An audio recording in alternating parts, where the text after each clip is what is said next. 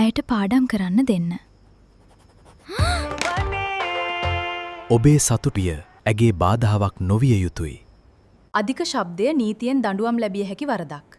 එමෙන් මහජන පීඩාව යටතේ ඔබට නඩු පවරන්න පුළුවන්. පරිසර පනත මගින් ශබ්ද මට්ටම් ගුඩම් පාලනය කර තිබෙනවා.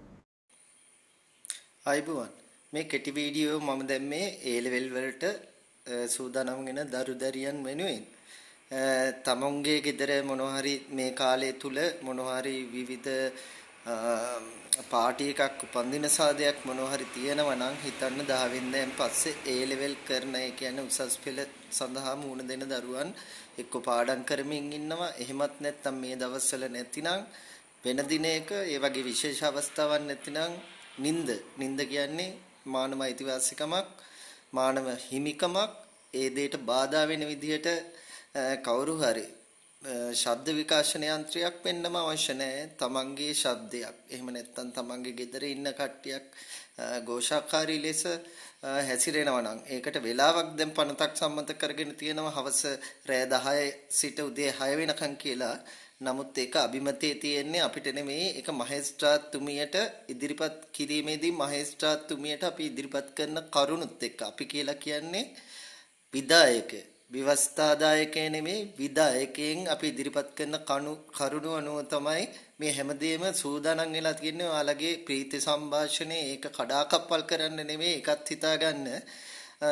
මේ හැමදේම තියෙන්නේ සමසමව භුක්ති විඳින්න අවශ්‍යතාවය නිසා. පරිසර පනතින් තියෙනවා, ශබ්ද විකාශන පනතින් තියෙනවා, තව පනත් කීපයක් තියෙනවා. මේ මහජන පීඩාව යටතේ දණ්ඩ නීති සංග්‍රහයෙන් අපිට කරන්න පුළුවන් වගන්ති අනුව මම මේ කෙටියෙන් මේ පැහැදිලි කිරීමක් කරේ. මගේ මැසේජ් එකක් දාලා මේක ගැන දැනුවත් කරන්නයි කියලා කියපු නිසා මම ගොඩ කාලයක් වීඩියෝ එකක් කරපු නැති නිසා. ඉතින් හිතන්න තමන්ගේ විනෝදේ තව කෙනෙක්ගේ ජීවිතයේ අඳුරු කෙරෙනව නම් කවදාවත් ඒ විනෝදය අපිට අවශ්‍ය නැහැ නේ. ශබ්ද විකාශන පනතින් යන්නේ මීට හත්පසින් වෙනත් දෙයක්. ඒ කියන්නේ සාමාන්‍යයෙන් ඔයාලා හිතන්නේ ඉස්කෝලේ එක්සෑම් කරන වෙලේක ශබ්ද විකාශන යන්ත්‍රයක් දාගෙන එතනින් යනවා විනාඩි 5කට. එතකොට පැය භාගයයි පේපර් එක ලියන්න තියෙන්නේ. එතකොට මේ පැය භාගයෙන් විනාඩි 5ක් අඩු වුනහම යාට විනාඩි 25යි ඒ දරුවට ඒක ගැන ලියන්න තියෙන්නේ. එතකොට ඒ විනාඩි 5 විතරක් එයා යන තැන නෙමෙයි. එයා නැවත ප්‍රකෘති තත්ත්වයටපත් වෙන්න තව විනාඩි 5ක් ගියා කියන්නකෝ. එතකොට විනාඩි 10යි.